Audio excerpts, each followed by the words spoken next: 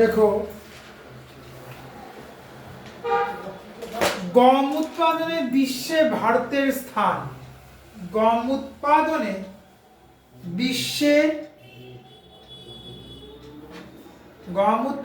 বিশ্বে ভারতের স্থান। ভারতের স্থান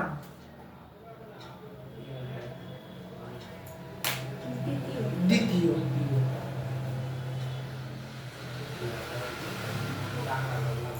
নেক্সট,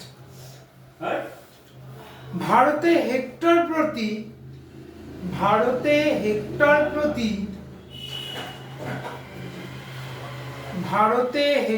প্রতি সর্বাধিক গম উৎপাদন হয়।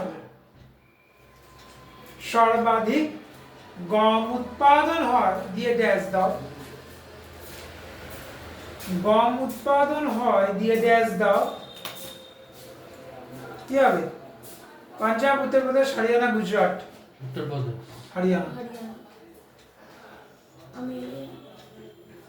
কিসের বলো? কিছু বলছো? হরিয়ানা।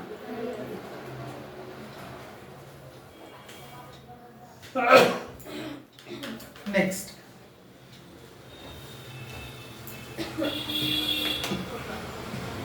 ভারতের নতুন জাতীয় কৃষি নীতিকে বলা হয়। ভারতের নতুন জাতীয় কৃষি নীতিকে বলা হয়। কৃষি নীতিকে বলা হয় দিয়ে ড্যাশ দেবে। বলা হয় দিয়ে ড্যাশ দেবে।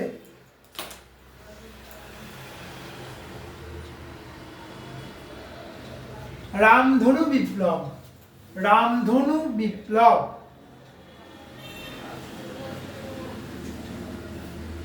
রেইনবো রেভলিউশন ইংলিশে।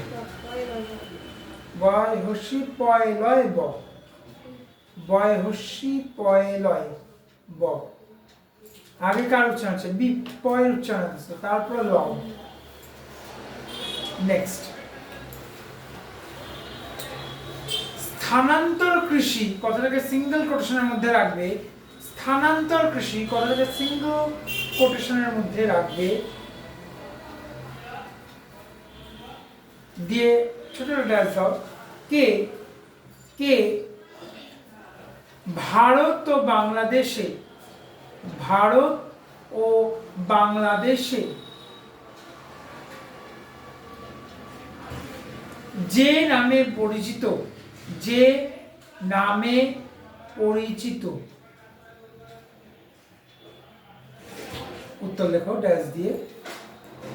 আচ্ছা, অপশন আছে তমরাই, লাদাম, রোকা, ঝুম। ঝুম। ভারত আর বাংলাদেশে একই ঝুম চাষ। কিভাবে করা হয় জানো?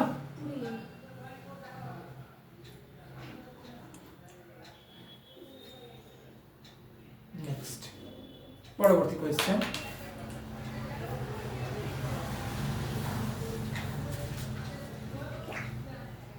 দেখো, বৃষ্টিপাতের পরিমাণের উপর নির্ভরশীল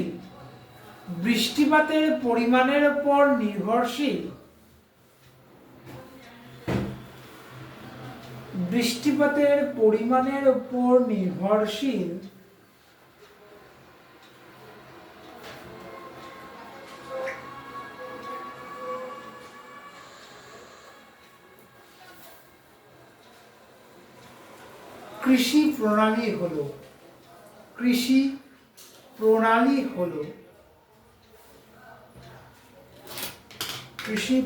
হলো শুষ্ক কৃষি। শুষ্ক কালিবুশ্বয় হস্যু, সূক্ষ্ম না, শুষ্ক, ড্রাই। কালিবুশ্বয় হচ্ছে মূর্ধন্যস্বয় কয়, শুষ্ক কৃষি। অর্থাৎ এই প্রণালীতে এমন ফসল উৎপাদন করা হবে যেটা সম্পূর্ণই মৌসুমী জলবায়ুর উপর ভিত্তি করে এবং বৃষ্টিপাতের উপর ভিত্তি করেই চাষ করা যাবে, আদারওয়াইজ চাষ করা যাবে না। তাহলে এই টাইপের কৃষিগুলোকে বলা হতো কি? শুষ্ক কৃষি। যদিও এখন আর এই কৃষির উপরে কেউ ডিপেন্ডেন্ট না, কারণ যখন পরিবেশ স্বচ্ছ এবং পরিষ্কার ছিল, তখন এই শুষ্ক কৃষিগুলো কিছু ছিল না। কারণ পরিমিত সময় বৃষ্টি হতো, পরিমিত মানে পরিমাণ অনুযায়ী বৃষ্টি হতো, সবকিছু কিছু না, জলবায়ু ঠিকঠাক ছিল। কিন্তু অতিরিক্ত বৃক্ষছেদন, আনসাইন্টিফিক্যালি প্ল্যান্ট, ইউরিয়া সারের ব্যবহার ইত্যাদি ফলে মাটির উর্বরতা যেমন কমছে, ঠিক সেরকম এই শুষ্ক কৃষি প্রণালীটা আস্তে আস্তে মুছে যাচ্ছে। কারণ পপুলেশন বাড়ছে, তাহলে পপুলেশন যদি 100 জন হয়, তাহলে আমার খাবার লাগবে 200 জন। তাহলে আমাদের কি যে পরিমাণ আমাদের দরকার তার থেকে বেশি পরিমাণ ব্যবহার করতে হবে। তাহলে উপায় কি? জৈব সার তো আর হবে না, অটোমেটিক রাসায়নিক সার। আর এই রাসায়নিক সার হচ্ছে মাটি দূষণের প্রধান কারণ। ইউরিয়া সারের ব্যবহার, পেস্টিসাইডসের ব্যবহার বিভিন্ন রকম, আর কেমিক্যাল বন্ডিং এর ফার্টিলাইজেশন। যখন মৃত্তিকা বাড়বো, দেখবে এই মাটি দূষণের ক্ষতিকারক প্রভাব সবার আগে গাছপালার উপরে পড়বে, তারপরে মানুষ। কারণ উদ্ভিদ জন্মাতে পারবে না, উদ্ভিদ যদি না জন্মায় মানুষ বাঁচবে কি করে? তাহলে যদি সব থেকে আগে কোনো জিনিস দূষিত হলে যেটা গোটা এনভায়রনমেন্টকে শেষ করে দেবে, সেটা হচ্ছে মাটি, যেটা আমরা প্রতিনিয়ত দূষণ করে যাচ্ছি। আমরা কিন্তু থামছি না। অথচ দেখো আমাদের থেকে যেগুলো বেটার কান্ট্রি, সেখানে যেরকম পরিবেশকে বাঁচানো হচ্ছে, ঠিক সেরকম ভাবে সায়েন্টিফিক্যালি সব জিনিস কিন্তু অনেক এগিয়ে যাচ্ছে, প্রযুক্তিবিদ্যা এগিয়ে গেছে, আমাদের দেশ কিন্তু এগিয়ে। নেক্সট, ভারতের প্রধান তৈলবীজ হলো, আচ্ছা অপশন আছে সরষে, তিল, সূর্যমুখী, চীনাবাদাম। কি হবে? ভারতের প্রধান তৈলবীজ হলো সরষে না তিল না সূর্যমুখী না চীনাবাদাম? সরষে। 99% ছেলে সরষেই বলবে, একটা আছে চীনাবাদাম। আমরা বলি না রাইস ব্র্যান্ড অয়েল, একটু ভালো করে ইনগ্রেডিয়েন্টসটা পড়ে দেখো তো, নাটস আছে কিনা পড়ে দেখো। তৈলবীজ, আমরা যে চুলে প্রতিদিন হেয়ার অয়েল মাখছি বিভিন্ন রকম, বলছে মেথি আছে, নারকেল আছে, কিছু নাই। যদি বাদাম না থাকে ওই তেলকে মাখবেই না, রাখতে হবে। আমাকে চীনাবাদাম বলো আমরা, থাকবেই। তুমি সাধারণ একটা বাটার কাছে দেখো, এখন পিনাট বাটার রয়েছে, তো বাটারটা কি তৈলাক্ত তো, কিন্তু বেরোচ্ছে কোথা থেকে?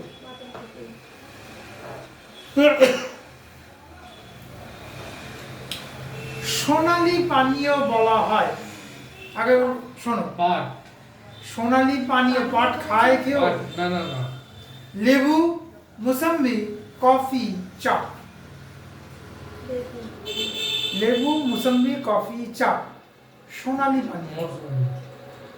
চা মৃদু উত্তেজক। ভারতের প্রতি 10 জনে 9 জন চা খায়, 1 জন কফি। চা অ্যাকচুয়ালি কোন দেশের ফল, মানে কোন দেশের উৎপাদক? চীন। চা উৎপাদনের প্রথম চীন। সোনালী পানীয় বলা হয় ড্যাশ চা কে যদি বলে সোনালী পানীয়র বদলে যদি বলে যে হীরক পানীয়, তাহলে হবে কফি। যদি বলে হীরক পানীয়, কারণ দেখবে কফি কিন্তু সবাই 12 মাস খায় না, খায় কি? আমাদের কথা দেখো, ঠান্ডা পড়লেই কফি খাচ্ছি, যেই গরম হয়েছে ঘুরে ফিরে কোথায় যাচ্ছি? কোন ভারতের মধ্যে অবস্থিত কোন রাজ্যের চা সবথেকে বেশি এক্সপোর্ট করা হয়? দার্জিলিং। আচ্ছা, সুগন্ধের দিক থেকে ভারতের সবথেকে ভালো চা সুগন্ধের দিক থেকে কোথায় পাওয়া যায়?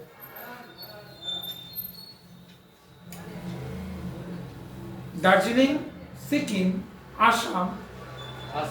আর কোনটাই আসাম। তাহলে চা সব দিক থেকে গন্ধের স্বাদে ভালো হচ্ছে দার্জিলিং, কিন্তু শুধু যদি বলে গন্ধ তাহলে আসাম। আর গন্ধ আর স্বাদ দুটোই যদি বলে তাহলে সেটা কি? দার্জিলিং। আমরা সিন্ডিকেটের যে চাগুলো আমরা কিনি, অ্যাকচুয়ালি ওগুলো হচ্ছে বঞ্চিত চা, তাই না? কি বঞ্চিত চা মানে যেগুলো ভালো ভালো জিনিস সেগুলো এক্সপোর্ট করে দিচ্ছে, যেগুলো বাছা যেটা পাই না আমরা, সেই চাটাই আমরা খাই। কিন্তু কফির ক্ষেত্রে এরকম কোনো নিয়ম না। নেসক্যাফে খাও ইয়া ব্লু খাও, যেটা কফি খাও, কফি কিছুটা এক্সপোর্ট করা হয়, কিছুটা ইম্পোর্টেড অবস্থায়। কফি ভেদভাদ করা যায় না। ব্রু টেস্ট আলাদা, বেশি ভালো। দুটোই ভালো। নেসক্যাফে হচ্ছে ক্লাসিক টেস্ট দেয়, ব্লু হচ্ছে একটু রিচ টেস্ট দেয়, এই। কিন্তু কফির এরকম ভেদভাদ হয় না, কারণ একমাত্র দক্ষিণ ভারতের সাইডে উৎপাদন হয়, আর কোথাও উৎপাদন হয় না। কিন্তু আসাম চা দুটো জায়গায় উৎপাদন হচ্ছে। তাহলে তুমি যদি টেস্টের জন্য যে চা খাচ্ছ, সেটা হচ্ছে আসামের ফেলে রাখা চা, এক্সপোর্ট যা করার করে দিয়েছে, যেটা বেঁচে গেল ওটা আমরা যার জন্য কোনো দোকানেই ফারাক করতে পারবে। চিনি ছাড়া যদি চা খেয়ে থাকো দোকানে, লিকার চা, তাহলে লিকারের দুটো দেখবে ডিফারেন্ট টেস্ট বেরোবে। আসাম টি নিয়ে আসো, দার্জিলিং টি আসো, আসাম টি খাওয়ার পর দার্জিলিং টি খাও, দেখবে আসাম টি খেতে ইচ্ছা করবে না। কারণ দার্জিলিং টি একটা সুন্দর একটা মেলোডিয়াস একটা ফ্লেভার আর একটা খুব সুন্দর একটা ফ্রেগ্রেন্স আছে, যেটা আসাম চায় শুধুমাত্র মেলোডিয়াস ফ্লেভারটা হবে, ফ্রেগ্রেন্সটা হবে না। এটা বুঝতে পারবে চা সিন্ডিকেট থেকে যে চা পাতা তোমরা কেনো, সেই চা পাতাটা ফুটিয়ে যে লিকারটা বেরোবে, ওটা উইদাউট চিনি দিয়ে টেস্ট করলেই বুঝতে পারবে। দুটো আমাদের ফারাক আছে। নেক্সট, ভারতের প্রধান মিলেট শস্য। আগে অপশন শোনো: কোড়া, বাজরা, রাগি, জোয়ার। কি ভারতের? ভারতের প্রধান মিলেট শস্য কোড়া, বাজরা, রাগি, জোয়ার। বাজরা। জোয়ার। জোয়ার। ভারতের মিলেট শস্য তিনটেই: জোয়ার, বাজরা, রাগি। কোড়া কিন্তু মিলেট শস্যের মধ্যে পড়ে না। পড়ে না। জোয়ার, বাজরা, রাগি, এই যে মাল্টিগ্রেন রুটি আমরা বলি, এটা অ্যাকচুয়ালি এই তিনটা দিয়ে বানানো হয়, তার সাথে গমকে মিক্স করা হয়। হ্যাঁ। ভারতের প্রধান মিলেট শস্যটি ড্যাশ, বা ভারতের প্রধান মিলেট শস্য দিয়ে ড্যাশ, শস্য দিয়ে ড্যাশ লেখো। উত্তর লেখো জোয়ার। বয় শূন্যরা হবে কিন্তু জোয়ারে। হ্যাঁ,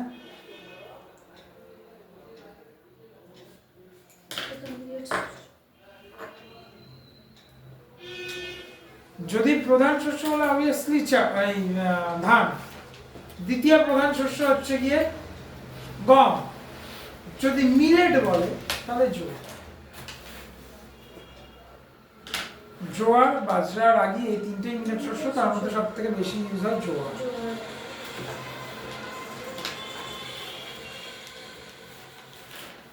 একটু ছোট করে টান, তো কতটা কারণ কোড়াকে মিলেট শস্যের মধ্যে ধরা হয়। নেক্সট লেখো,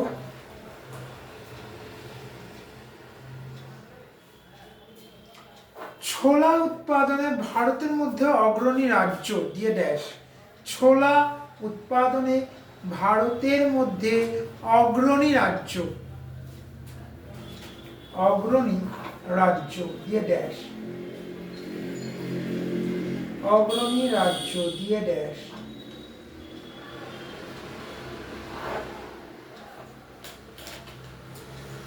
উত্তর দেখো।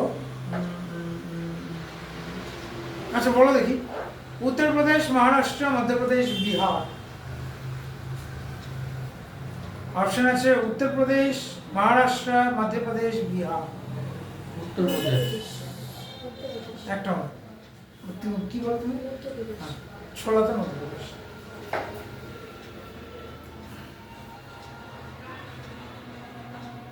%90 ছেলে বলে কি বিহারে দাগ দিয়ে চলে যাবে, কারণ বিহারে সব থেকে বেশি ছোলা ইউজ করা হয়। যদি বলে যে ভারতের মধ্যে প্রথমে অগ্রণী রাজ্য ইউজেজের দিক থেকে, ব্যবহারের দিক থেকে, তাহলে কিন্তু বিহারে দাগ দিতে হবে। যদি ব্যবহার না বলে, যদি শুধু এমনি বলে, তাহলে হচ্ছে মধ্যপ্রদেশ। উৎপাদন যদি বলে, প্রোডাকশন। নেক্সট লেখো, ভারতের গম মূলত, ভারতের গম মূলত ড্যাশ। ভারতের গম মূলত দিয়ে ড্যাশ শীতকালীন শস্য, শীতকালীন শস্য। আচ্ছা ধান কয় প্রকার? চার প্রকার। কি কি? আউশ, আমন, বোরো, আপনি নয়, 3 প্রকার। আউশ হ্যাঁ, 4 প্রকার না বলবো। আমি ওই কারণে জিজ্ঞেস করলাম কি কি। আউশ আমনগুলো। আউশ আমন ভাবা। নেক্সট লেখো, ভারতে আমন ধানের বীজ বপনের সময়, ভারতের আমন ধানের বীজ বপনের সময়। আচ্ছা, 4টা অপশন বলছি, ভালো করে শোনো। লিখে নাও হবে, ভারতে আমন ধানের বীজ বপনের সময় হলো। অর্ক একটু তাড়াতাড়ি লেখো। 4টা বলছি, ভালো করে শোনো। April, May, June, July, August, September, November, December. আবার বলছি, April, May, June, July, August, September, November, December. November December তো হবে না, এপ্রিল মে হবে না। June, July. আমন ধান কোনগুলোকে আমন ধান বলে জানো কি? নর্মালি আমরা যে চাল খাই, অ্যাজ লাইক ডাঙা বাষ্প, বাঁশকাঠি, জিরা কাঠি, তারপর আতপ চাল, এগুলো হচ্ছে আমন ধানের ক্যাটাগরির মধ্যে পড়ে। কারণ এগুলো অহরহই পাওয়া যায়, আর এগুলো এপ্রিল মেতেই দেখবে ধানের উৎপাদনটা বাড়ায়।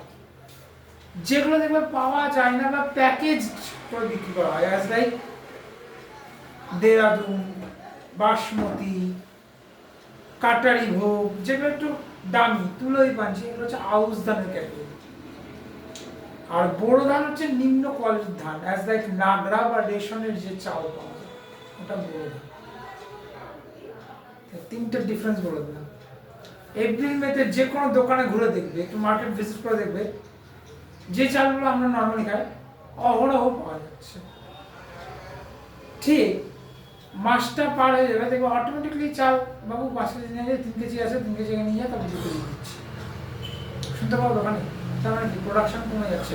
অর্থাৎ এপ্রিল মেতে, এই জুন জুলাই যে পরিমাণ পাওয়া যাবে, জুন জুলাই পরে August, September, October, November, December চালের কোয়ান্টিটি কমে যাচ্ছে। কোনো দোকানে হুট করে 10 কেজি চাইলে পাবে না, 5 কেজি পাবে, 3 কেজি পাবে, পরে দিচ্ছি বা পরে দেবো কেন বলে, প্রোডাকশনটা কি হয়ে যায়, কমে যায়। কিন্তু আউশ ধান প্রোডাকশন কোনোদিন কমে, আর মানুষ নেয়ও অল্প, কারণ দাম সব থেকে হাই থাকে। যদি সব থেকে কম বলি, দেরাদুন 85 to 90 রুপিস পার কেজিতে পড়ে। বাসমতি আরো বাড়বে, তুলাই পাঞ্চি আরো বাড়বে, আর কাটারি ভোগ আরো বাড়তে থাকবে। এগুলো মানুষ দেখবে অল্প করে বা ফেস্টিভ্যাল সিজনে নেয়। ফেস্টিভ সিজন যেগুলো, সরস্বতী পুজো, দুর্গা পুজো, কালী পুজো, তারপর তোমাদের অক্ষয় তৃতীয়া, এগুলো দেখবে এই চালের ভাত বাড়িতে মারা বানিয়ে দেয়, ফ্রাইড রাইস হোক, পোলাও হোক, বিয়ে বাড়ি। তাহলে এখানে যে দামগুলো ইউজ হয়, নাও আমন ধান ইউজ হয়, না বড় ধানকে ইউজ হয়, একটাই দাম আছে। লিখে পাবে জুন জুলাই, উত্তর লিখে নাও জুন জুলাই।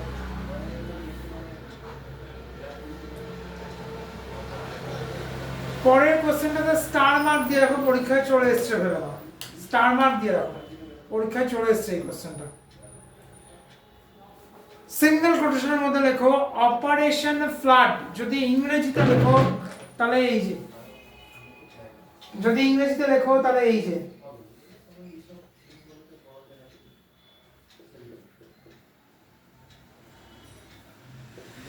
বাংলায় যদি লেখো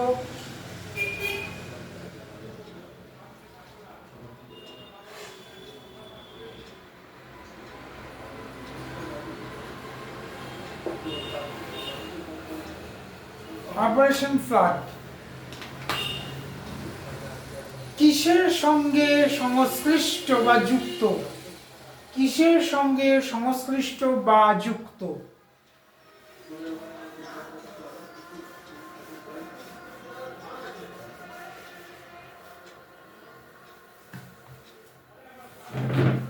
উত্তর লেখো।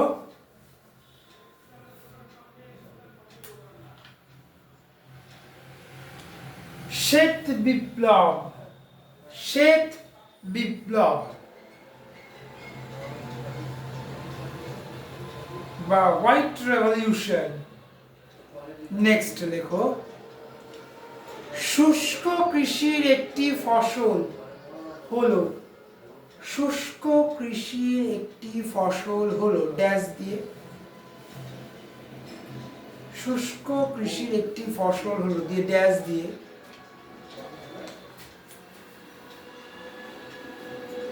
দেখো ভুট্টা, ইংরেজিতে কি বলে ভুট্টাকে? কর্ন। নেক্সট, নিয়মিত ও পর্যাপ্ত পরিমাণে, নিয়মিত ও পর্যাপ্ত পরিমাণে, নিয়মিত, এই বইটাকে এখানে রাখো তাহলে তো জায়গা হয়ে যাবে। ফোন আছে। হ্যাঁ,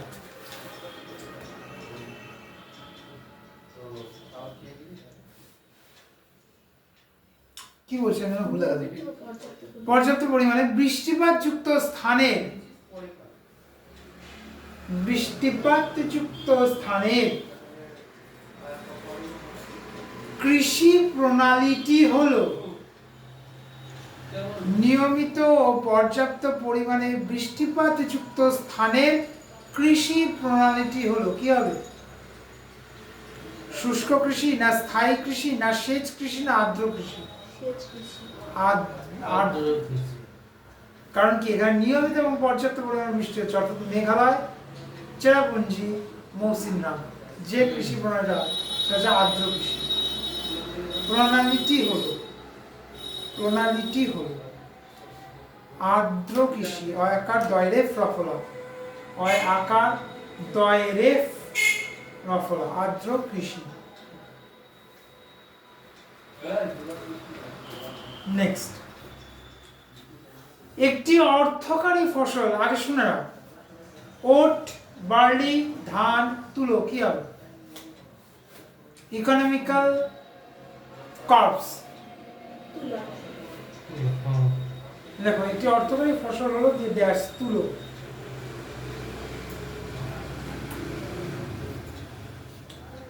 একটি অর্থকারী ফসল ড্যাশ দিয়ে তুলো।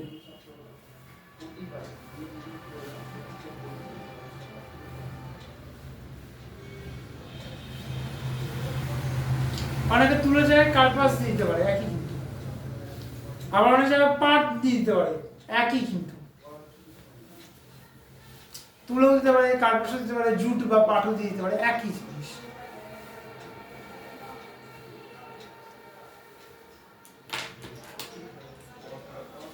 দক্ষিণ এশিয়ার মৌসুমী জলবায়ু অঞ্চলে, দক্ষিণ এশিয়ার জলবায়ু অঞ্চলে, মৌসুমী জলবায়ু অঞ্চলে, দক্ষিণ এশিয়ার মৌসুমী জলবায়ু অঞ্চলের প্রধান খাদ্য শস্যটি হলো, প্রধান খাদ্য শস্যটি হলো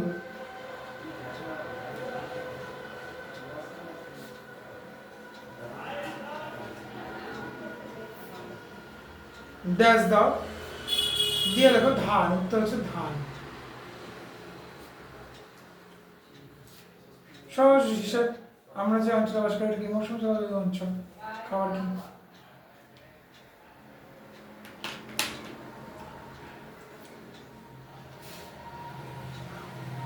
হিউম্যান বিংস ভারতীয় বিশেষ করে কিছু খারাপ না খারাপ, ভাত। ভাত আর ওষুধ।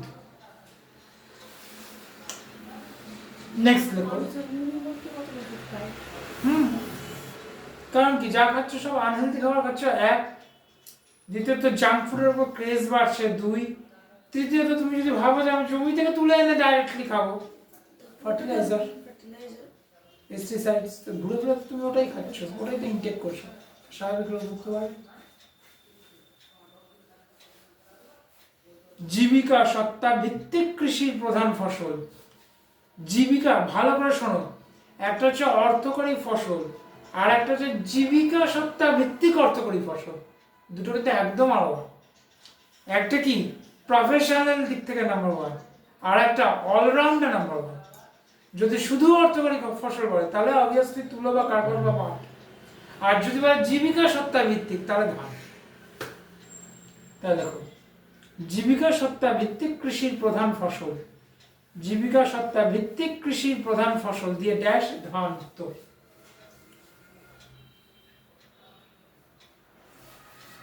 উত্তর হবে ধান। উত্তর হবে ধান।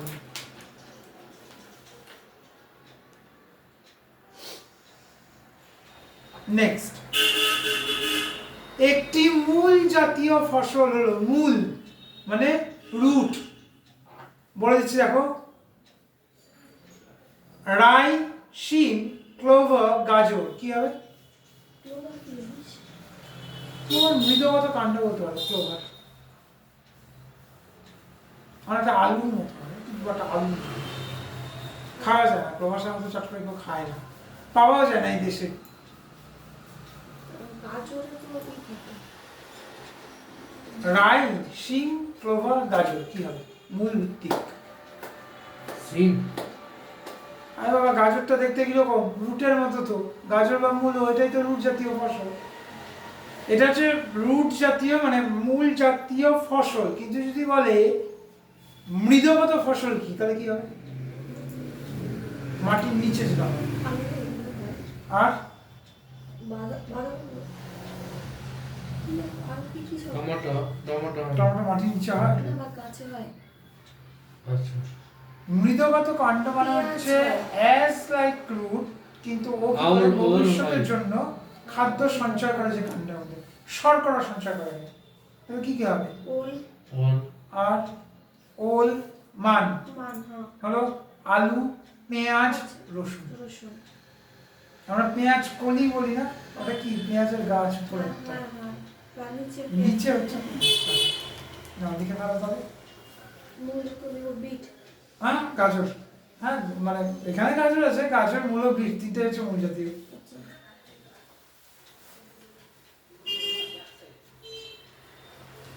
নেক্সট,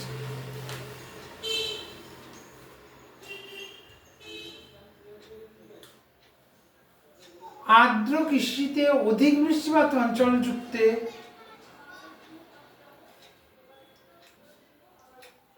আর্দ্র কৃষিতে অধিক বৃষ্টিপাত যুক্ত অঞ্চলে চাষ করা হয় ড্যাশ।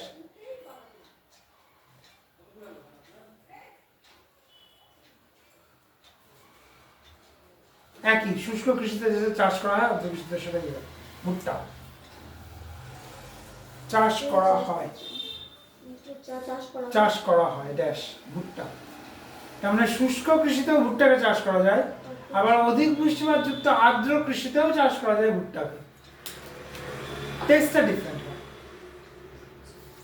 আমরা যেটাকে বলি সুইট কর্ন, সেটা হচ্ছে আর্দ্র কৃষিতে পাওয়া ভুট্টা। যেটা বাঁধে বিক্রি হচ্ছে পুড়িয়ে, সেটা হচ্ছে শুষ্ক কৃষিতে পুড়িয়ে হয়। দেখবে সুইট কর্ন খেলে ছোবড়া হয়, বাঁধের ভুট্টা খাবে দেখবে ছোবড়া হয়ে যায়, মানে চিবোতে চিবোতে চিবোতে চিবোতে ছোবড়া হয়ে যায়। অনেকে খেয়ে নেয়, অনেকে ফেলে দেয়, যাদের হজমে তারা খেয়ে নেয়, যাদের হজমে তারা ফেলে দেয়। ওটা হচ্ছে শুষ্ক কৃষিতে চাষ করা হচ্ছে। আর রেস্টুরেন্টে যেটা বেশ বানিয়ে রয়ে শয়ে খাচ্ছ পার্টি ফাংশন বা অনুষ্ঠানে, ওটা হচ্ছে সুইট কর্ন। অনেকে সুইট কর্নের স্যুপ খায়, হ্যাঁ, হ্যাঁ। ওটা শরীরের জন্য নাকি ভালো। তো ওগুলো হচ্ছে আর্দ্র কৃষিতে চাষ করা হয়। নেক্সট লেখো,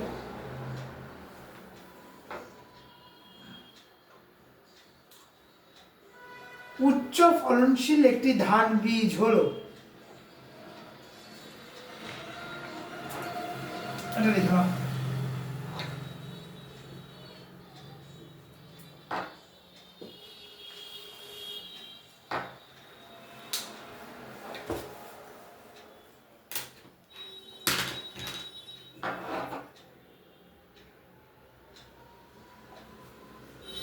IRH,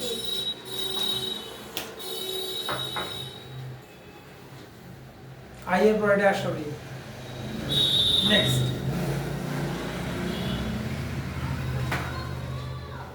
উচ্চ ফলনশীল একটি গম বীজ হলো, উচ্চ ফলনশীল একটি গম বীজ হলো, উত্তর হবে কল্যাণ সোনা। কল্যাণ সোনা, কল্যাণ সোনা। আমরা একটা প্যাকেট দেখেছিলাম মাঝখানে খুব প্রচলিত ছিল, আশীর্বাদ সিলেক্টেড। এই যে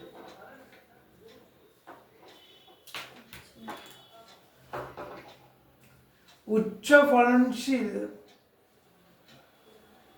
দাও দাও, আচ্ছা উচ্চ ফলনশীল গমের আর একটা নাম লিখে দাও, কল্যাণ সোনা দিয়ে কমা দাও, কমা দিয়ে লিখে দাও সোনারা 64, সোনারা, সোনারা দিয়ে 64 সংখ্যায় লিখবে, 64টা ইংরেজিতে। হ্যাঁ, এই দুটোই হচ্ছে উচ্চ ফলনশীল গম, মানে গমের বীজ আর কি। ভারতের সব থেকে বেশি শস্য প্রগাঢ়তা লক্ষ্য করা যায়, ভারতের সবচেয়ে বেশি শস্য প্রগাঢ়তা লক্ষ্য করা যায় ড্যাশ,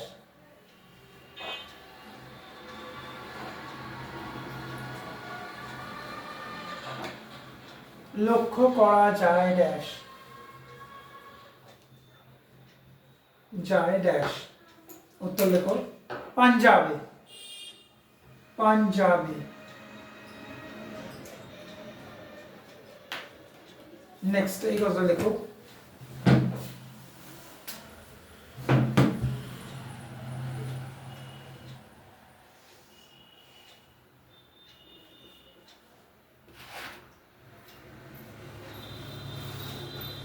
এই কথা লেখো কোকোনাট ট্রায়াঙ্গল, ইসে ইনভার্ট করবো। হ্যাঁ single inverted, coconut triangle,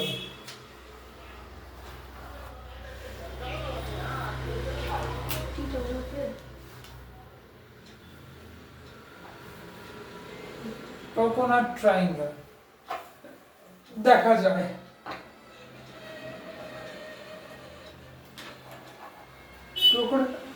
coconut triangle দেখা যায় ড্যাশ দিয়ে লেখো শ্রীলঙ্কায়, শ্রীলঙ্কায় কোকোনাট ট্রায়াঙ্গল দেখা যায় শ্রীলঙ্কায়। ভারতের শ্রেষ্ঠ কফি উৎপাদনকারী রাজ্যটি হলো, পরবর্তী কোয়েশ্চেন, ভারতের শ্রেষ্ঠ কফি উৎপাদনকারী রাজ্যটি হলো,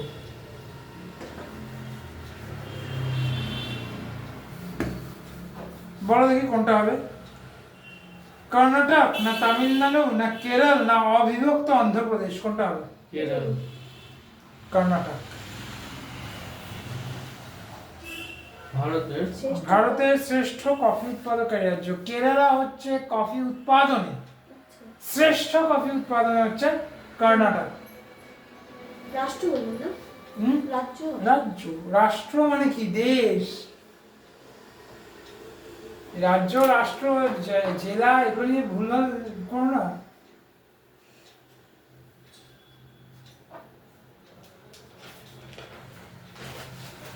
কটা হলো রে? 30টা। 30টা হয়ে গেছে? কি হবে কোন কেরল? 29টা। কর্ণাটক 29টা, 30 লাস্ট, তাই তো বলছি 29 হবে লাস্ট, মানে এই সেকশনের লাস্ট।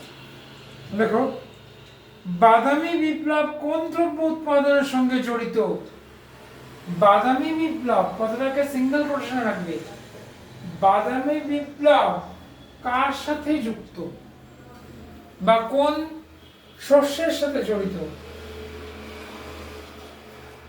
বা সাথে যুক্ত স্ল্যাশ দাও, যুক্ত দিয়ে স্ল্যাশ দাও একটা, হ্যাঁ দেখো দ্রব্য উৎপাদন, দ্রব্যের উৎপাদনের সঙ্গে যুক্ত,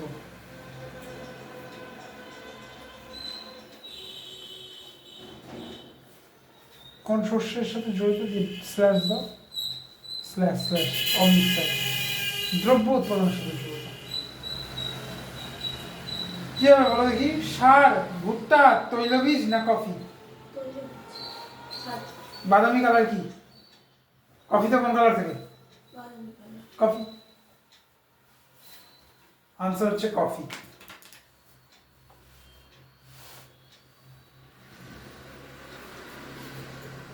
তাহলে এবার ডাক মার্জিনটা আরো ইকোনমিক্সে যাবো এবার।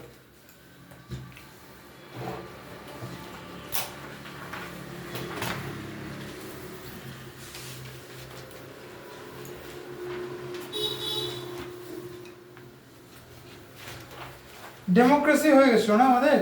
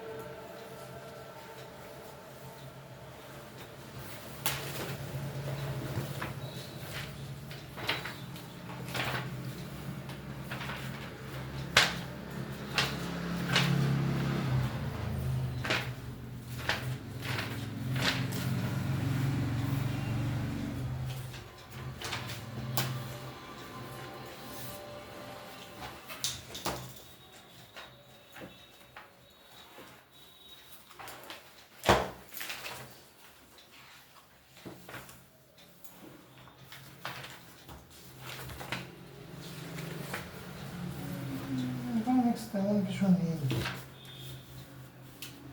social and political rights, diversity, government psychological involvement, government activity.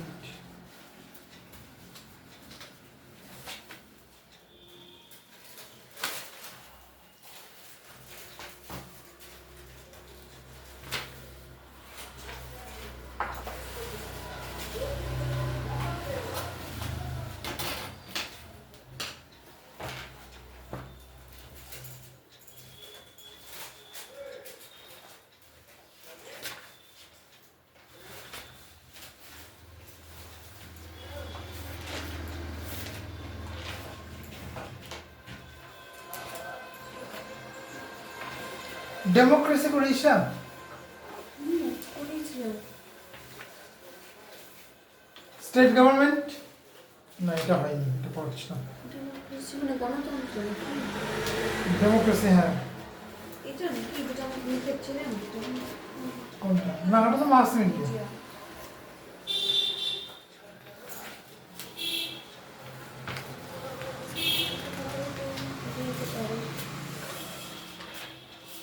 না এটা করেনি গণমাধ্যম করেছিলাম মাস মিডিয়া না পয়েন্ট করো pol science political science economics লাগবে না পল সায়েন্স ইকোনমিক্স লাগবে অর্কেডটা ইকোনমিক্স না এটা পলিটিক্যাল সায়েন্স ইকোনমিক্স লাগবে অর্কেড ইকোনমিক্স নির্ণয় করতে হবে ঠিক আছে দেখো প্রথমে 1 নম্বর দিয়ে দেখো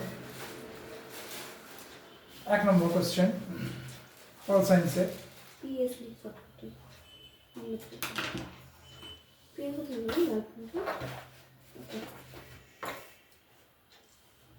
বলবো কলকাতা পৌরসভাকে অনুদান দেওয়া রাজ্যের পক্ষে কলকাতা পৌরসভাকে অনুদান দেওয়া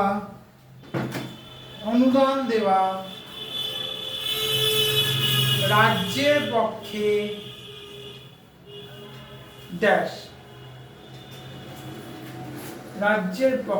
ড্যাশ উত্তর লেখো ঐচ্ছিক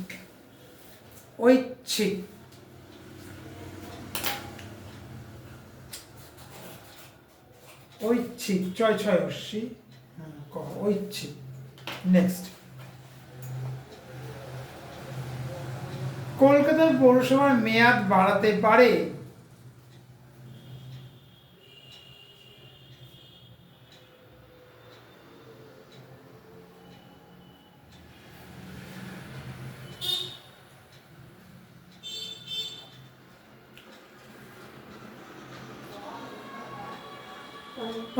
ড্যাশ দিয়ে সরকার মানে কেন্দ্র এবং রাজ্য উভয় বুঝতে পারলে সরকার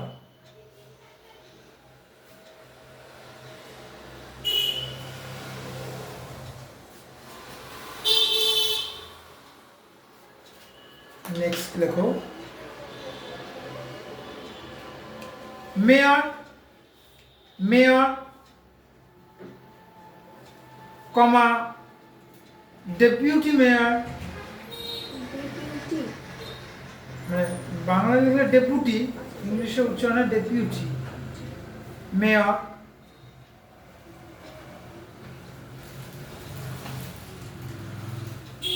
ও মেয়র পরিষদ দায়ী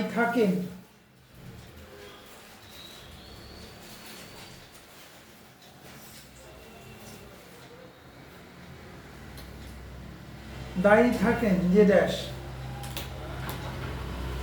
কাউন্সিলরদের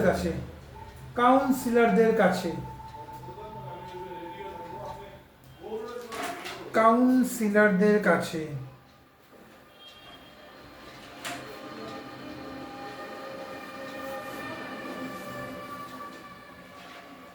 নেক্সট ডেপুটি মেয়র নিযুক্ত হন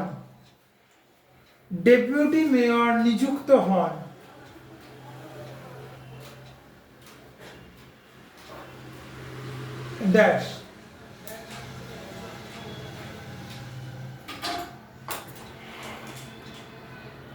মেয়রের দ্বারা, মেয়রের দ্বারা।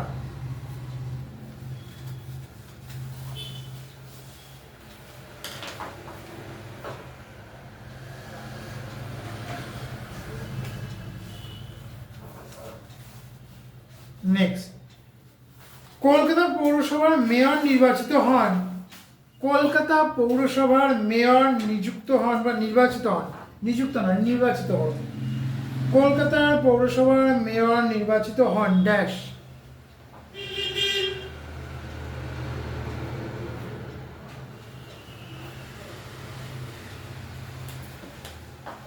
কাউন্সিলরদের দ্বারা, কাউন্সিলরদের দ্বারা।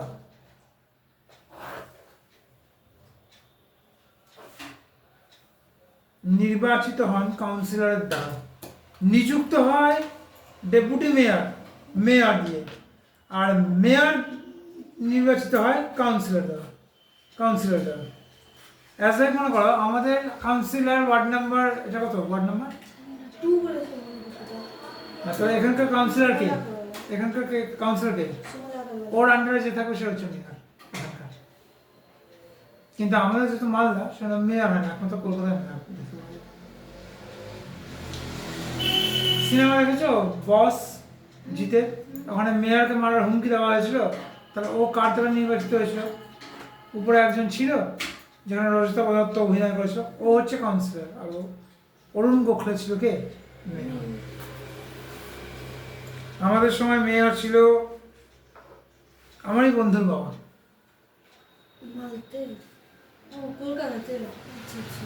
আমারই বন্ধুর বাবা, অঞ্জন দত্তের বাবা, নামটা বলবো না, বন্ধুর নাম ছিল অঞ্জন দত্ত, বন্ধু বাবা। ওর বাবা একটা না কলকাতায় 5 বছর মেয়র ছিল, যার জন্য কলকাতায় আমাদের ছিল অবাধ বিচরণ। সিনেমাও করেছিল অঞ্জন দত্ত। অঞ্জন দত্ত সিনেমা আর্টিস্ট একজন আছে। ও এটা আলাদা আলাদা। অঞ্জন দত্ত, আমি যখন কলকাতায় ছিলাম তখন অঞ্জন দত্ত ছিল আমার বন্ধু। ও আচ্ছা বন্ধু। আপনার- ওর বাবাই ছিল কলকাতার মেয়র, যার জন্য কলকাতায় গেলে না আমরা হেলমেট পরতাম না আমরা কিছু ঘুরতাম, অবাধ বিচরণ ছিল ওটা কলকাতায়।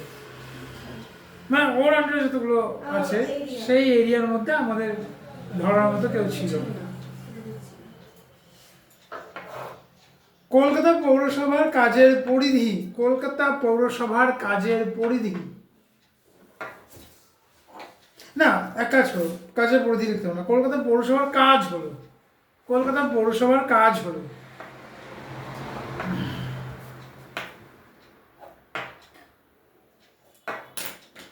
উত্তর লেখো গোটা পৌর এলাকার উন্নয়ন।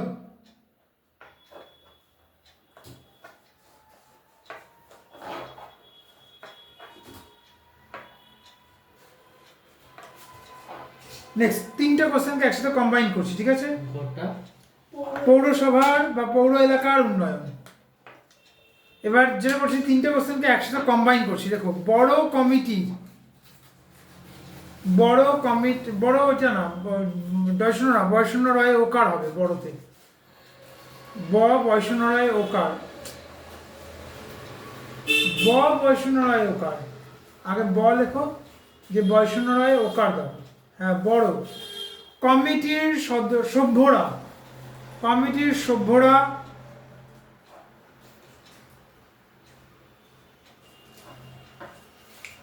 ও চেয়ারম্যানরা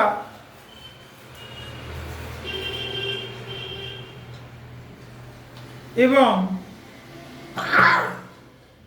এই কমিটির কাজ, এবং এই কমিটির কাজ, এবং এই কমিটির কাজ। আচ্ছা ড্যাশ দাও, দিয়ে লেখো সভ্যরা, দিয়ে ড্যাশ দাও, দিয়ে লেখো সংশ্লিষ্ট ওয়ার্ডের কাউন্সিলররা, কাউন্সিলরদের পদাধিকার, সংশ্লিষ্ট ওয়ার্ডের কাউন্সিলরদের পদাধিকার, কমা সংশ্লিষ্ট সংশ্লিষ্ট ওয়ার্ডের কাউন্সিলরদের পদাধিকার, কমা নির্বাচন চেয়ারম্যান, তারপর কমা দিয়ে রাখো চেয়ারম্যান, কাউন্সিলরদের হয়, কাউন্সিলরদের পদাধিকার, কাউন্সিলর একজন হয় না অনেকজন হয়, হ্যাঁ কমা দাও, তারপর লেখো চেয়ারম্যান দিয়ে ড্যাশ দাও। আচ্ছা মালদার চেয়ারম্যান কে? কৃষ্ণেন্দু চেয়ারম্যান ড্যাশ দাও। নির্বাচিত হন নির্বাচিত হন চেয়ারম্যান দিয়ে ড্যাশ দাও। তুমি লিখতে থাকো, তুমি লিখতে থাকো। আমি হ্যাঁ, নির্বাচিত হয় সংশ্লিষ্ট ওয়ার্ডের কাউন্সিলর দ্বারা। সংশ্লিষ্ট ওয়ার্ডের কাউন্সিলর দ্বারা, ওয়ার্ডের কাউন্সিলরদের দ্বারা বা কমা দিয়ে কাজ দিয়ে ড্যাশ দাও। কাউন্সিলরদের দ্বারা কমা দিয়ে কাজ দাও।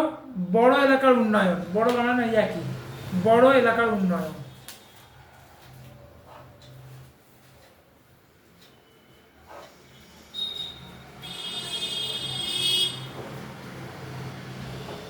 নেক্সট দেখো, কাজের সুবিধার জন্য কলকাতা পৌরসভাকে ভাগ করা হয়েছে।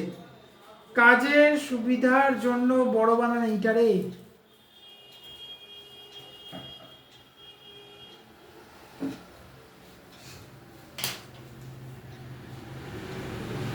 কি কি বললাম ভুলে গেলাম। কাজের সুবিধার জন্য কলকাতা পৌরসভাকে ভাগ করা হয়েছে। হ্যাঁ, উত্তর লেখো 12টিতে ভাগ করা হয়েছে 12টিতে। 12টিতে।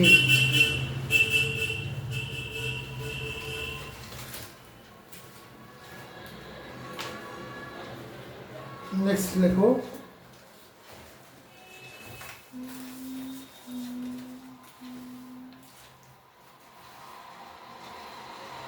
কলকাতা পৌরসভা গঠিত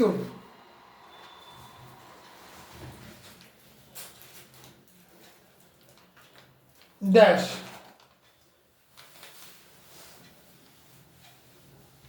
ড্যাশ লেখো। কাউন্সিলর ও অল্ডারম্যানদের নিয়ে। কাউন্সিলর ও অল্ডারম্যান, অল আর ইংরেজিতে লেখে এ এল। কাউন্সিলর ও অল্ডার, অ অ অ নট ওল্ডার, অল্ডার, ও অ লয় জফলা আকার, ডয়শূন্য র, ম্যান, অল্ডারম্যানদের নিয়ে, ম্যানদের নিয়ে। পরবর্তী কোশ্চেন, অল্ডারম্যান হলো। পরবর্তী কোশ্চেনটা জিজ্ঞেস করছিলে, লিখে দিচ্ছি না। অল্ডারম্যান হলো। স্যার ওল্ডারম্যান শুনেছি, অল্ডারম্যান কবে থেকে হলো? অল্ডার, এ এল ডি আর, ইংলিশে লিখলে এ এল ডি ই আর, আর বাংলায় লিখলে অ দিয়ে। অল্ডারম্যান হলো ড্যাশ লেখো। কাউন্সিলরদের ভোটে নির্বাচিত হওয়া ব্যক্তি। কাউন্সিলর মানে মোটামুটি একটা মেয়র মনে করো। কাউন্সিলরদের দ্বারা ভোটে নির্বাচিত ব্যক্তি। কাউন্সিলরদের দ্বারা ভোটে নির্বাচিত ব্যক্তি। আমাদের এই আপার প্রাইমারিতে ইকোনমিক্স নেই বললেই চলে, নেই বললেই চলে। যদি ইকোনমিক্স দিত, আছে না বলবো না, আছে ইকোনমিক্স, কিন্তু পলিটিক্যাল সায়েন্সের পার্টটাই বেশি। অ্যাকচুয়ালি কিন্তু এগুলো আমাদের পড়ে রাখতে হবে, কিন্তু পিএসসি লেভেলের পড়া। আপার প্রাইমারিটা কতটা টাফ করেছে ভাবো। যদি লাখ খারাপ থাকলে এগুলোই দেবে, আর যদি লাখ ভালো থাকলে তাহলে এমন ইজি দেবে যেগুলো তোমার সামনের মধ্যেই আছে। যদি একটু পলিটি সম্বন্ধে জেনে থাকে, পলিটিক্যাল লাইন সম্বন্ধে যদি, কেন তোমার হাজব্যান্ডই তো পলিটিক্যাল লাইনে আছে।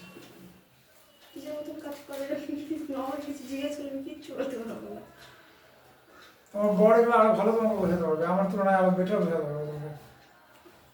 কারণ আমার সব থেকে বিচ্ছিরি সাবজেক্ট আর্টসের মধ্যে লাগতো পলিটিক্যাল সায়েন্স, যার জন্য আমি নিইনি পলিটিক্যাল সায়েন্স। নিইনি। পলিটিক্যাল সায়েন্স মানে আমার কাকার মেয়ের পড়ে আছে না, লক্ষণের আছে। ইউপিএসসি তে পলিটিক্যাল সায়েন্সের আর ইউপিএসসি দিচ্ছে, একবার তাদের সাথে বসে দেখো, এমন ভাবে পলিটিক্যাল ভাবে ওর নিচে মনে হয় যেন পলিটিক্যাল ভিতরে ঢুকে যাচ্ছে, এতটা ওদের গ্রিপ থাকে। আমরা যখন ডাব্লিউবিসিএস যখন আমি করছিলাম, আমারও গ্রিপ ছিল পলিটিক্যাল সায়েন্সে, এখন ছুটে আছে। সব ইংরেজি আর অঙ্ক পড়াতে গিয়ে, সব আর জেনারেল ইন্টেলিজেন্স পড়াতে গিয়ে, মানে আইবিপিএস পড়াতে গিয়ে মাথা থেকে সব বেরিয়ে গেছে, আর নেই না। নেক্সট,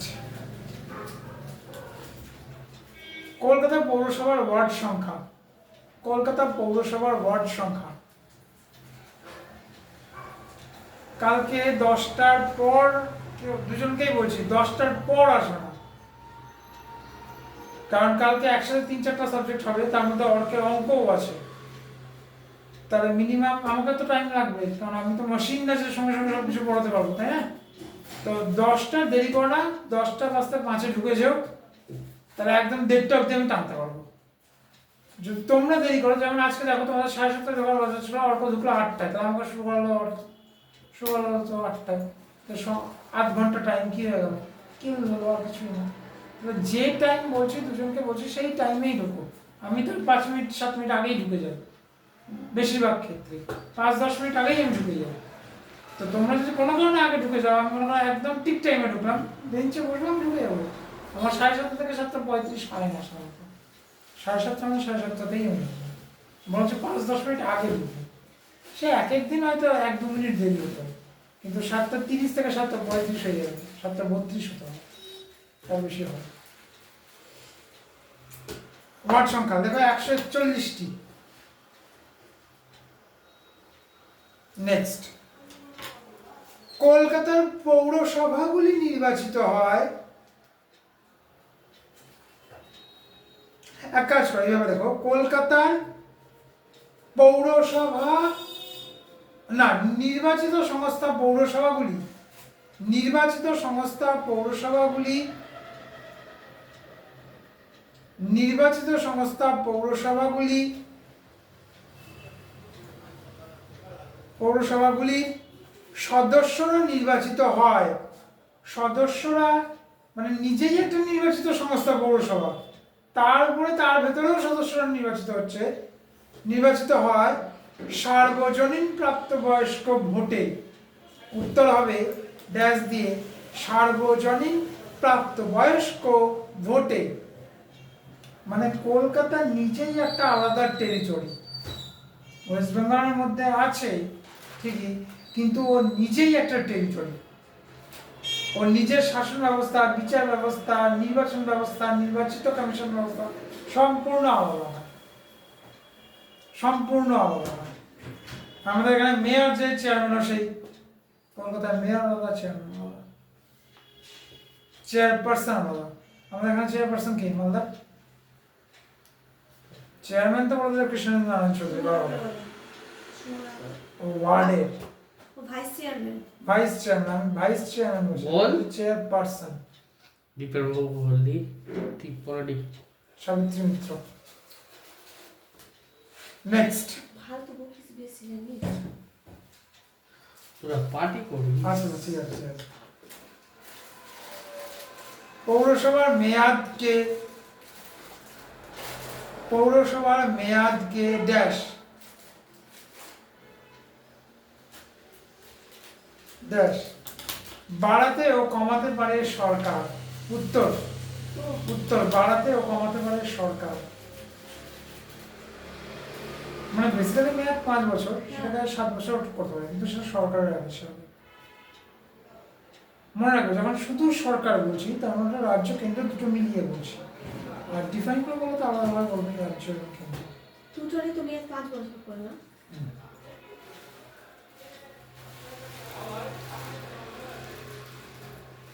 মেয়াদ 5 বছর, কিন্তু নির্বাচিত হয় আমাদের দ্বারা, আমাদের বলতে প্রাপ্তবয়স্ক ভোটার সব জায়গায়।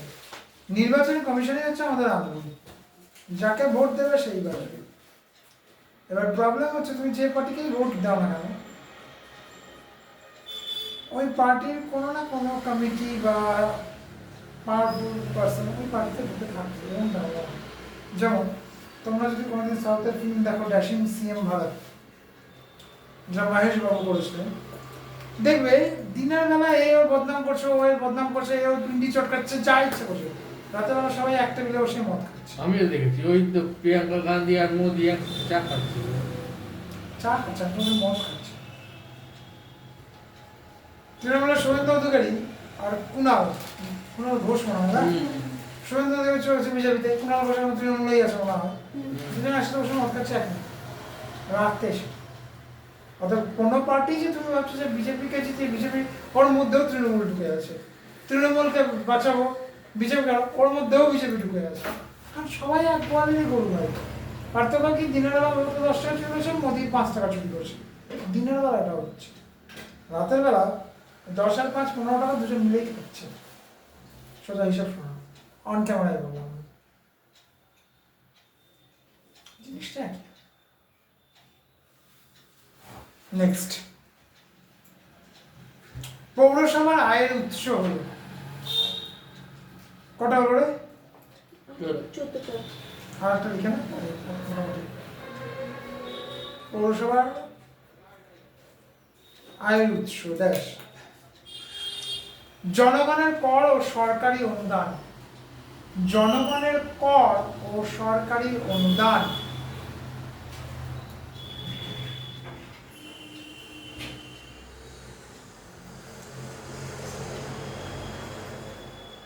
নেক্সট, মানে আজকের লাস্টটা, উপপৌর প্রধান নিযুক্ত হন, উপপৌর প্রধান নিযুক্ত হন। যেমন উপরাষ্ট্রপতি নির্বাচন কার মাধ্যমে? রাষ্ট্রপতি নির্বাচিত হন কার মাধ্যমে? প্রধানমন্ত্রী, মুখ্যমন্ত্রী, এমএলএ এবং জনগণ। জনগণ।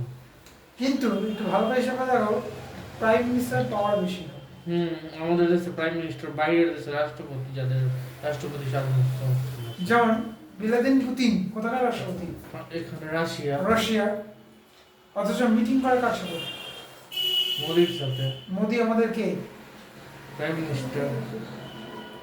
মন্ত্রণাধীন যা কিছু আছে, এমনকি রাষ্ট্রপতিকেও প্রধানমন্ত্রীর দ্বারস্থ হতে হবে। অতএব যতই তুমি রাষ্ট্রপতি হয়ে যাও, প্রধানমন্ত্রীর উপর তোমার পাওয়ার চলবে না।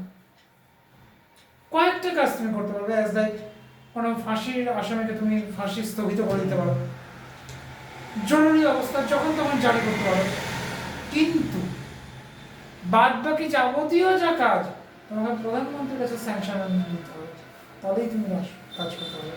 তার মানে যতই তুমি বড় হয়ে যাও না কেন, প্রাইম মিনিস্টারের উপরে মন্ত্রণা সভায় বলছে, যার জন্য বলা হয় প্রধানমন্ত্রী, এমনি এমনি নাম পায়, যার জন্য ওর সঙ্গে প্রাইম কথাটা যুক্ত রয়েছে।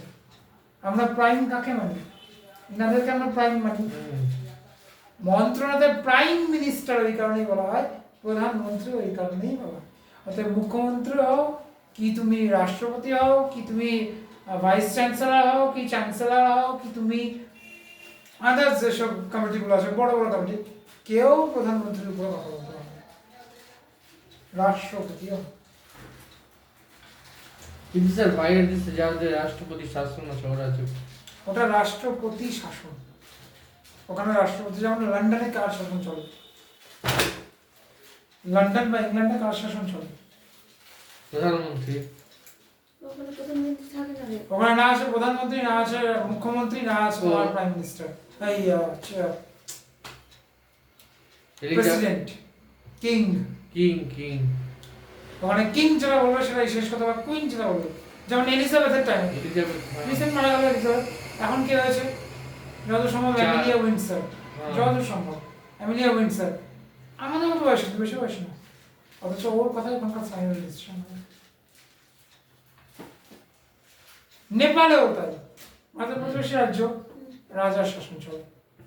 তার মানে কি, ওগুলো হচ্ছে অ্যারিস্টোক্র্যাটিক, নট ডেমোক্রেটিক। ডেমোক্রেটিক হচ্ছে এইটা, যেখানে 10টা পার্টি তৈরি হয়েছে, 10 রকম পার্টি তৈরি হয়েছে, 10 রকম পার্টি 10 রকম কথা বলছে। অথবা এখানে যেন প্রাইম মিনিস্টার রুল, আর তুমি যেটা বললে প্রেসিডেন্ট রুল, রাষ্ট্রপতির স্বায়ত্ত শাসন, সেটা ছিল আমেরিকা যুক্তরাষ্ট্র, রাশিয়া, কানাডা, অস্ট্রেলিয়া। ওখানে রাষ্ট্রপতি হচ্ছে হেড অফ দ্য টেবিল। আমাদের এখানে রাষ্ট্রপতি হেড অফ দ্য টেবিল, যার জন্য বলা হয় রাষ্ট্রপতি। কিন্তু দ্বারস্থ সহায়তার কাছে প্রধানমন্ত্রী যে কোনো অর্ডার, ওই দুটো বাদ দিয়ে যে কোনো অর্ডার পাস করতে গেলে প্রধানমন্ত্রীর সিগনেচার এবং প্রধানমন্ত্রীর সম্মতি মাস্ট। এমনি এমনি নরেন্দ্র মোদী এতবার পাওয়ার নিয়ে সিটে বসে নিয়ে, আদিত্যনাথ যোগী এত পাওয়ার নিয়ে ইউকে কন্ট্রোল এমনি করতে পারছে না। দেখবে বিজেপি রাষ্ট্র যতগুলো আছে, একটু ভালো করে সার্ভে করে দেখবে, রেপ মার্ডার বা ইনলিগাল কাজ কটা হচ্ছে একটু খুঁজে দেখো বিজেপির না হয় না মুসলিম যে দবদবা দেখো তো একটু বিজেপির রাজ্য নাই। হিন্দুদের দবদবা চলে ধর্মের দিক থেকে 1 2 মুসলিমদেরকে দমিয়ে দিয়েছে 3 রেপ মার্ডার হয় না অবভিয়াসলি হয় রেপ মার্ডার ইলিগাল কাজ ড্রাগ ডেলিভারি ওয়েপন স্মাগলিং হয় এটার মতো হয় না। এখানে আরজি করা হলো আরজি করার পর আরেকটা হসপিটাল হলো রিসেন্টলি 13 বছরের একটা মেয়েকে রেপ করে মারা হলো রিসেন্টলি 12 বছরের একটা মেয়েকে ওরই টোটো চালক রেপ করে মারলো আমাদের দেশে মুখ্যমন্ত্রী মহিলা হয়ে মহিলাদের কি করতে পারছে না প্রোটেকশন দিতে পারছে না তোমার রাত্রে তো ঘর থেকে বেরোতে পারবে না। হ্যাঁ বেরোতে পারবে না অথচ ক্রাইম থামাবে মানুষের কাজ করে তো মানুষকে বেরোতেই হবে। ক্রাইম থামাবে না ঠিক আছে অবশ্যই মেয়েদেরও দোষ আছে হ্যাঁ সে তো আছে আছে। ছেলেদেরও দোষ আছে একটা ছেলে আমি বাস্তব কথা বলছি তোমাদেরকে একটা ছেলে কোনোদিন একটা মেয়ের শারীরিক খিদা মেটানোর জন্য ইউজ করে না না করে না কিন্তু একটা মেয়ে যদি মানে বদ ইচ্ছাই যদি না থাকে তাহলে একটা ছেলের ক্ষমতা নেই ওকে হোটেল রুমে নিয়ে যাবে বা রুম ডেটের জন্য ক্ষমতা নেই ক্ষমতায় কুলাবে তুমি ওয়েস্টার্ন ড্রেস পরছো ভালো কথা মানা করছি না তাহলে ওয়েস্টার্ন কালচারটাকে নাও ওদের মতো পড়াশোনা হও ওদের মতো শিক্ষিত হয়ে দেখো ওদের ড্রেস পরলেই তুমি ওদের মতো না আর ওরা কি বলছে যে ড্রেস দিয়ে বিচার অবশ্যই ড্রেস দিয়ে তোমার ড্রেস দিয়ে শুধু তোমার বিচার হচ্ছে না তোমার পরিবারের যে অনুশাসন যেটাকে বলে পিওর বাংলা ভাষাতে বলে অনুশাসন সেটা তোমার দিচ্ছ তার মানে কি তোমার মা বাবা এই ক্যাটাগরিতে উঠে এসছে যার জন্য তোমাকে লাগাম দিতে পারেনি বা তোমার মতো অনুশাসন জিনিসটাই একটা সাধারণ কথা তোমাদেরকে বলি একটা মহিলা পারফেক্ট ড্রেস পরে যাচ্ছে ওর দিকে কোনো ছেলে বাজে নজরে তাকাবে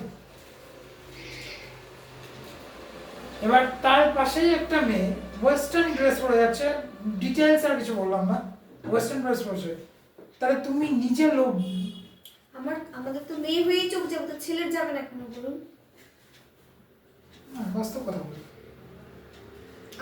আমাদেরই তো দৃষ্টি আজকে তো গার্গির কথাই বলছি গার্গি তো মেয়ে ও ওই যে জামা প্যান্টটা পরেছে বাইরে যাক দেখি কত ছিল ওকে বাজানো থাকে কেউ দেখবে না। কারণ ছেলেদের মাইন্ডসেট ওকে দেখে কি বলবে যে না আমি একটা ভদ্র বাড়ি মেয়ে ভাই হয়তো টন টিচকারি কাটলো কিন্তু হাত দেবে না কিছু লুচ্চা লাফাঙ্গা ছেলেও আছে আমি বলছি না যে এক হাতে তালি বাজে 2 হাতেই তালি বাজাতে হবে টন টিচকারি কাটা ও ছেড়ে দেবে একই জিনিস ওর সাথে ওর বান্ধবী একটু ওয়েস্টার্ন ড্রেস পরে গেল দেখি ও বাঁচাতে পারে কিনা পারবে না ক্ষমতা না ক্ষমতা নেই না ক্ষমতা আছে মেয়েটা নিজে ছেলেদেরকে টেম্প করছে ওরকম ড্রেস পরে ছেলেরা অটোমেটিকলি কি ভাবছে যে মেয়েটা তো ওই টাইপের ড্রেস পরেছে তো আমার টাইপ হয়ে গেছে চল উঠা মানুষ বলছে হ্যাঁ ড্রেস দিয়ে তোমরা আমাদের অবশ্যই তোমাদের বিচার ড্রেস দিয়ে হবে মানুষের আগে ভূষা তারপরে তার পরিচয় আরে সিনেমা দেখে দেখে মানুষ আরো শেষ করে দিয়েছে না ভুল মুভিজ মানে কি দ্যাট মোটিভেটস মুভিজে যদি আক্ষরিক অর্থ করো দেখো ওনার ভালো অর্থ দেখাচ্ছে কিন্তু আমরা তো নিচ্ছি খারাপ অর্থ আমি সেটা বলছি মুভি মানে কি দ্যাট মোটিভেটস ইয়োরসেলফ আজকে দেখো ওয়েস্টার্ন কালচারে তো অনেক ড্রেস পরা হয় ওদের দেশে কিন্তু একটু ভালো করে ইংল্যান্ড আমেরিকায় দেখো তো রেপ কেস কটা আছে বের করে দেখো তুমি বাঙালি ঘরের মেয়ে তুমি হিন্দু ঘরের মেয়ে তুমি ভারতীয় মেয়ে তোমার পোশাক কি হওয়া উচিত কমন সেন্স কি বলে চুড়িদার যা পরছো শাড়ি সেই শাড়িটাকেও তুমি এমন ভাবে পরছো যেটা তাহলে তুমি যদি ছেলেদেরকে টেম্পটেড করো তাহলে ছেলে তো অটোমেটিক্যালি মাইন্ডসেট ঘুরবেই ছিল মাইন্ডসেট তো ঘুরবেই মেয়েটা ওরকম ড্রেস পরেছে মানুষ ক্যারেক্টার ওরকম আছে চল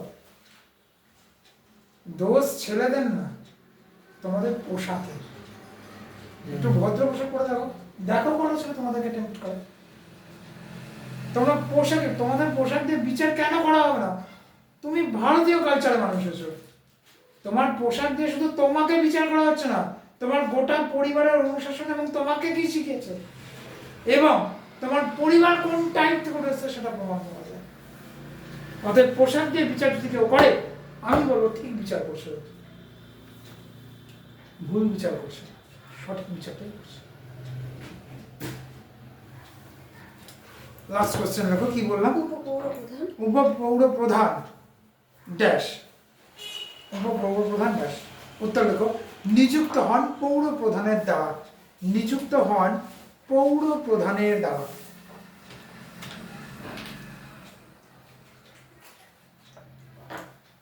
পৌর প্রধানের দ্বারা, ব্যাস।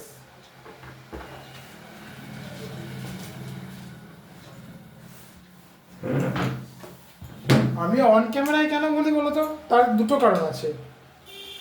এক হচ্ছে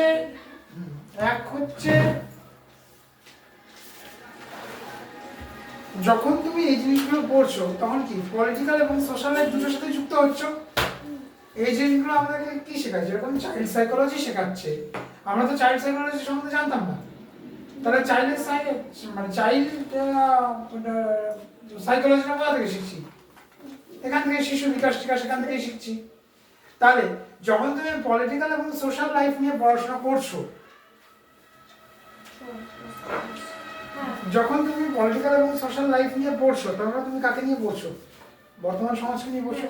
তাহলে বর্তমান সমাজের বিশ্লেষণ যদি না করি, তাহলে যতই পড়াই না কেন, যাই করবে বিচার বিবেচনা করে, অন্ধের মতো পড়বে না। যদি বর্তমান সমাজ বোঝো, কারণ আমার পক্ষে তো এত বড় বই টোটালটা, এতটা বড় বই আমার পক্ষে তো সব লেখানো সম্ভব না রে। আমি তোমাদের কোনগুলো লেখাবো, বেছে বেছে লেখাবো যেগুলো দরকার। বাদ বাকিটা কি তোমাদের উপস্থিত বুদ্ধি এবং বর্তমান সমাজ দেখে শিখতে হবে, তাই তো। এক একটাতে যদি মনে করো 300-400টা করে যদি কোয়েশ্চেন থাকে, কোনো বেঁচে আছে দেখো 300-400টার উপরে কোয়েশ্চেন আছে, তাহলে আমার পক্ষে পার ডে 300-400টা করে কোয়েশ্চেন লেখানো সম্ভব না। আর বেসিক্যালি তোমরাও লিখতে পারবে না তো কোয়েশ্চেন। তাহলে আমার দায়িত্ব কি, আমার দায়িত্ব হচ্ছে যেগুলো আসার কথা আমি শুধু তোমাদেরকে সেগুলো লিখিয়ে দিচ্ছি। গার্গী যেমন যে বইগুলো পড়ছে বা বাড়িতে যে বইগুলো পড়ে, বেশিরভাগ আমার লেখাগুলোই আছে,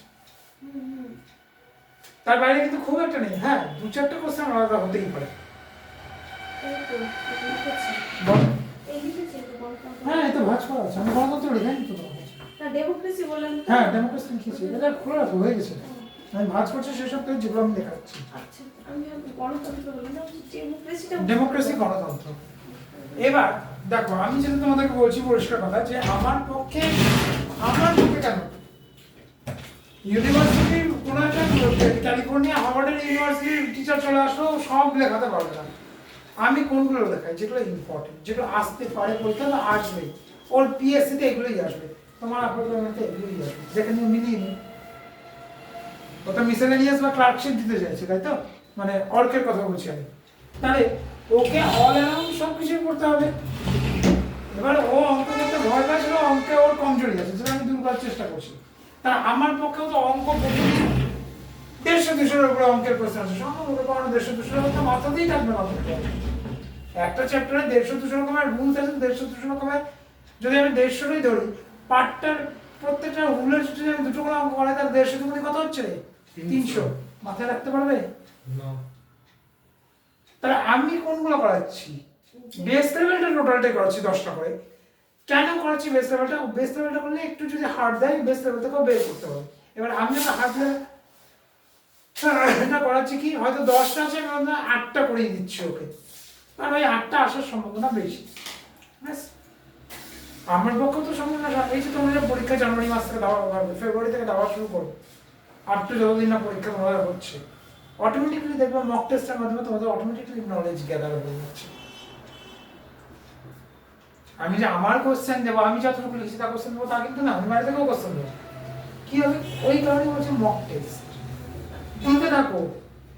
1 মাসের মধ্যে 9 করে ফেব্রুয়ারি টু মার্চ যদি আমি ধরে নিই, মার্চের শেষের দিকে মনে হয় পরীক্ষা যদি হয়, মার্চের শেষের দিকেই হওয়ার কথা, 20-21 সময় পরীক্ষা পড়বে আপার প্রাইমারি।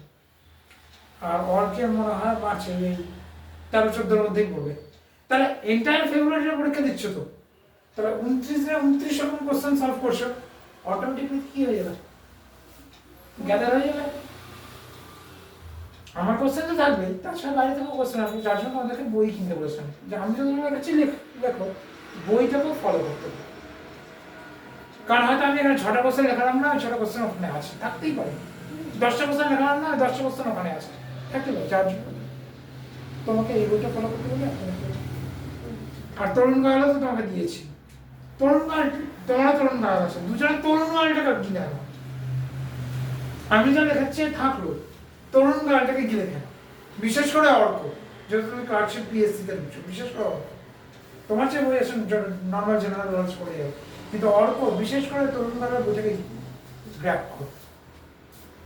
কারণ ওই বইয়ে এত পরিমাণ কারেন্ট অ্যাফেয়ার্স এবং এত পরিমাণ দেওয়া আছে, মানে কোশ্চেন আনসার দেওয়া আছে, কল্পনাতীত। এমনিও বইটা তো লেখা খুব ভালো, আমি পড়েছি যতটুকু। তরুণ গায়ল নিজে একজন শুধু রাইটার না, ও নিজে একজন অ্যাডমিনিস্ট্রেশন সেকশনে কাজ করা মানুষ, এডিএম ছিল সম্ভব, অ্যাডিশনাল ডিস্ট্রিক্ট ম্যাজিস্ট্রেট। ওর লেখা তো হবে। ওর থেকেও টাফ বই আছে, Nitin Singhania, one stop solution নামে। পড়বে তো একটা ওয়ার্ডের দাঁত খুলে হাতে চলে আসবে, কিন্তু পড়তে শুরু করবে। কিন্তু যদি পড়তে পারো, পিএসসি বলো, এটা বলো, বা যে কোনো পরীক্ষা বলো, অসম্ভব ক্র্যাক করে না হবে, যদি ওর নিতিন সিংহানিয়াকে গিলতে পারে। কিন্তু 10 জনের মধ্যে 2 জন আছে যারা নিতিন সিংহানিয়াকে গিলতে পারে। 10 জন যদি আমি পড়াই, আমি যদি আমার কাছে নিতিন সিংহানিয়া বলছি, আমি যদি নিয়ে আসি, হার্ডলি 2 জন পড়ে বেরোতে পারবো। কারণ ওর নিজে ডিস্ট্রিক্ট ম্যাজিস্ট্রেট, তাহলে ওর লেখা কোন লেভেলে যাবে? তাহলে ওর অঙ্কের যে লেভেল বা জেনারেল ইন্টেলিজেন্স জিআই কয় কোন লেভেলে হবে? ভেবে না, ওর নিজে তো ডিস্ট্রিক্ট ম্যাজিস্ট্রেট, তারপর ওর নিচে বই লিখছে, তাহলে ও সেই জায়গাটাতেই লিখবে যে জায়গাটা ওর ডেজিগনেশনটা আছে। সবার জন্য না। আমাদের ব্যাচে আমার দেখা দেখি আরো 5 জন কিনেছিলেন নিতিন সিংহানিয়ার বই। আমি আর আমার এক বান্ধবী ছিল সুমনা, এই দুজনই একমাত্র নিতিন সিংহানিয়ার বইতে কপিরাইট দিতে পেরেছিলাম, পড়তে পেরেছিলাম, শিখতে পেরেছিলাম। এই যে আজকে অঙ্ক যে না দেখে করে দিচ্ছি, কার দ্বারা? নিতিন সিংহানিয়ার বই পড়েই আমার অঙ্ক শিখেছি। আমার আইবিপিএস এর শুধু কোশ্চেন দেওয়া আছে, কোনো আনসার দেওয়া নেই। ওই বেস লেভেলে যেটা পড়াচ্ছি সেটারই আনসার করে দেওয়া আছে, পরবর্তী যে কোশ্চেনগুলো একটা আনসার দেখবে আমি এখানে নর্মালি অঙ্ক করছি। তাহলে এই জিনিস বলছি না যে তোমাদেরকে নিতিন সিংহানিয়াই গিলতে হবে, তুমি তরুণ গায়লকে গেলাম, আর তোমার যে জেনারেল নলেজের যে বইটা আছে ওটাকে গিলে দেখো, দেখো বেরোতে পারবে, ইজি বেরিয়ে যাবে। না তোমার অঙ্ক আছে, না তোমার জেনারেল ইন্টেলিজেন্স আছে, না তোমার সায়েন্সের কোনো বুক আছে, ওর না হলে আছে। যার জন্য আমি তরুণ গায়লটা পড়তে বলছি, তরুণ গায়লের সায়েন্সও আছে। তাহলে অতএব এই দুটো বই তোমার জন্য তরুণ গায়ল, ওর জন্য হচ্ছে ওই যে জেনারেল নলেজের যে বইটা আছে, গ্র্যাব করো।